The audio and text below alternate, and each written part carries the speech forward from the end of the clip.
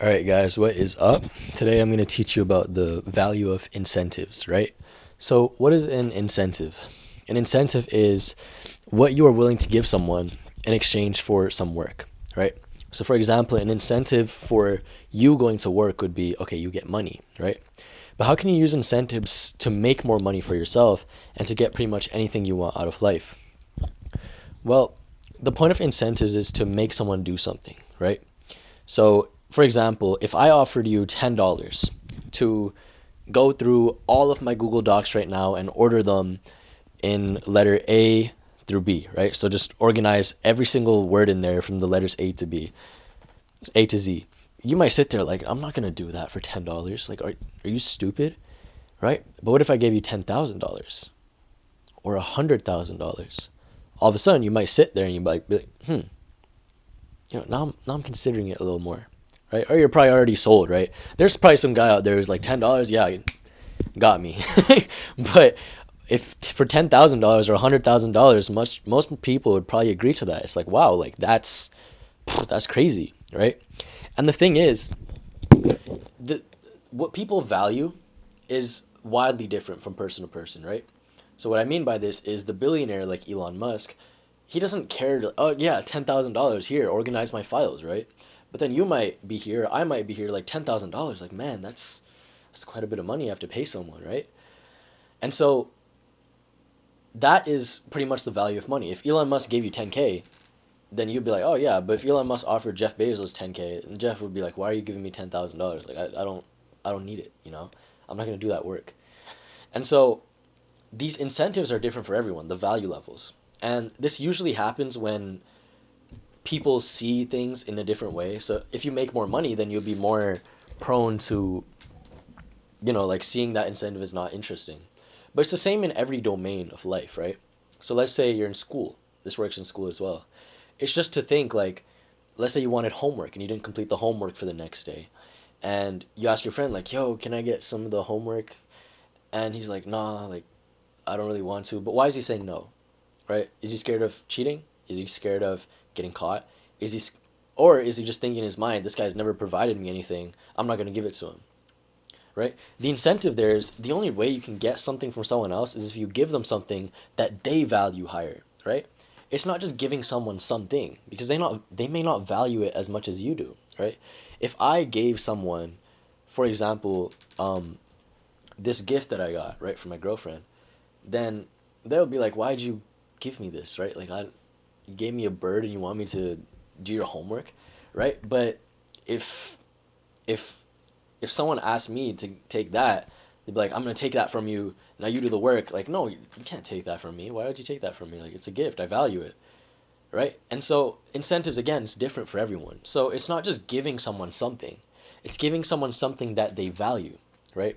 And that's very important. Usually, in business terms, this equates out to money, right? Money is usually the thing that people value. So if you pay someone money, then they're more likely to do the task that you ask, right? This works in most scenarios.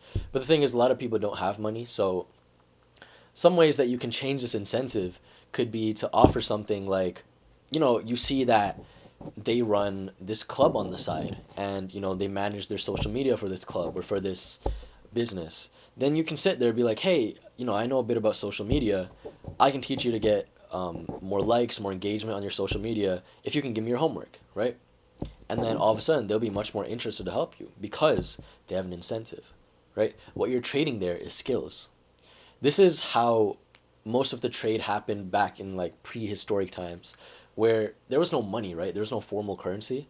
They were just like, I'll give you this, you give me that, right? So for example, one piece of bread would be valued at like half a fish, or six pieces of chicken would be valued at one cow, something like that. So that's how people traded. And that's pretty much how it works in the modern day as well. If you can offer someone something that they value much more than you do, then you get it out of your way because you don't need it, and you're able to get something from them that they might not value as much as you do, right? So I'll talk in terms of business, right? So for money, for example, I'll tell a story from my life. Um, I needed marketing for my community, right? And the thing was, I'm kind of broke, and so I needed to get people to join. So I'm like, you know what? I'll make an incentive. I'll give them 50% of the commission, which is really high in community standards. 50% of the commission for them to continue with. So like for example, if the community costs 99 per month, then I'll give you $49, and you take the $49 for that month, and then the rest is mine, right? You got in the person. And people are interested in that. Like they want to sign up for that. Like that's a really good incentive, right? If you get 10 people, you get 400, what is it? $490 like right away. And that is a really good incentive that a lot of people sign up for, they work hard for, right? So again, in terms of business, if you want someone to work harder, offer them incentive for working harder, right? You got to be careful what you're trying to reward. This is pretty much psychology. It's just reward and punishment. It's the same in relationships, right? You want to see your wife dress up a certain way, always compliment her when she got that on. When you see her dressing that way, give her the best compliments on earth. Wow, I've never seen you like that before. This reminds me of the first time I met you. You give me butterflies in my stomach. Like you can start getting corny, right? And she'll love it. But if she doesn't dress that way, just don't say anything. You don't need to insult her. Like, oh, you look so ugly. Like, just don't say anything. You don't need to compliment her. Oh yeah, that looks great. Yeah, it's nice. But then when she switches to that other dress, man, you gotta make her feel like the best woman on earth, right? That's how you do it. And so, incentives are useful in nearly every part of life, like literally everywhere. This is the most important. Like, if I had to teach anyone, like the 80/20, it's not even the 80/20. This is the 90/10 of persuasion. It's just incentive. Can you give someone something that they value more than you value it, right? And if you can do so, then you pretty much have the entire world in your hands, right? You'll be able to persuade anyone of anything. If I can use any example, right? If I wanted to get something from a poor man, right? If the poor man stole my purse, but I have like I have food and he hasn't eaten food in 10 days, then I'll give him food. He'll happily give me the purse back, right? Because he thinks the purse equates money, which equates food. But if I can give him the food right away, like give me the purse back. It's the same with like that common quote of when you're in the desert, then what is more valuable, a pound of gold or a pound of water, right? Of course, you need water because you don't have water in the desert or desert, however you say it. So yeah, that is the power of incentives, right? It's simply thinking, what does the other person want that they value more than I do? And if you can think like that, I guarantee you'll be able to convince anyone of anything. So, good luck using incentives. Don't do bad things with it, right? Do not do bad things with it. Because at the core of incentives is you giving more than you think they need. And then them being able to give you anything you like, right? This is not manipulation. This is you giving first, right? In game theory, this is called tit for tat. Oh, this is really interesting. I was gonna end the video, but I'm gonna go on with this because I love this topic. So in game theory, there's this topic called tit for tat, and tit for tat is basically like if I do something to you, you do it back to me, right? It's tit for tat, right? An eye for an eye. So pretty much how it works is you run a simulation like 100 times, for example, right? And you start off good. There's two players, right? There's me and there's you. And let's say I'm the first turn, and we're both like, I don't know, we have money and we're passing it to each other, right? We have $100, we pass it to each other, and I start off with $100, right? I have two choices. I can just give you the money, right? Or I can take it for myself. Or I can take a piece of it. Like I can take $10, or I can take $5. I can take the whole 100, right?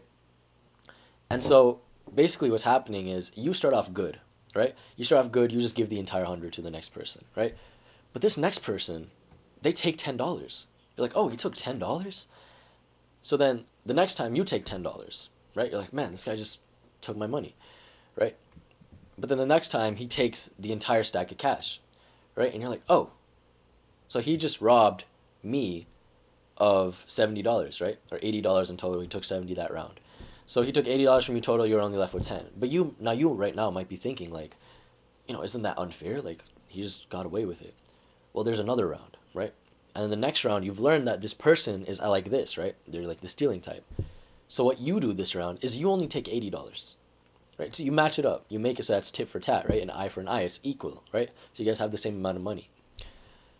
And this time the guy takes $20, right? Because he sees like, oh man, the other guy took 80. That's kind of sad. And the next time, then, the next round, then you take $20, right?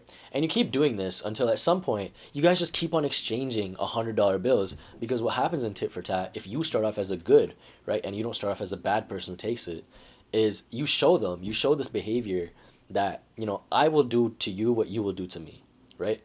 And once you do that behavior, then you start ending up much more positive in the long run.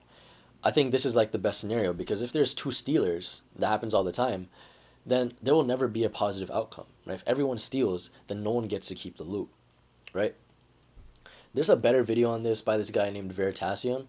I think the video is called like the game theory something that changed the world. I don't know, something like that. But it's a really interesting watch. Pretty much the best tactic for any two interactions is simply tit for tat. And I would go ahead to say that it's being the generous tit for tat, where you are always the one who doesn't take first. You take last, right? Because that, I think, is the best way. And if you realize this person's taking too much, right, in the real world, if you are generous and you don't take first, right, and you realize the other person's taking first, then you just put them on the side. You find other people just like you who are also tit for tat, right? Because I think those are the most valuable relationships. Because it doesn't put you at a loss, right? You're not naive, but you're also not rude. You're in the middle. You're like, okay, whatever you do to me, I'll do to you. That is pretty much what happens with incentives. Except you start off giving more, and then in the end, they will match what they believe is valuable to you in terms of what they're going to give you and in terms of what you gave them, right? So the goal here is to just be as generous as possible. And in the end, most of it will come back to you. I had a paper on my wall. I took them all down. I'll make a video on that too. Why I did that. But it said, understand the cliche, right? And the cliche in this sense is, do unto others as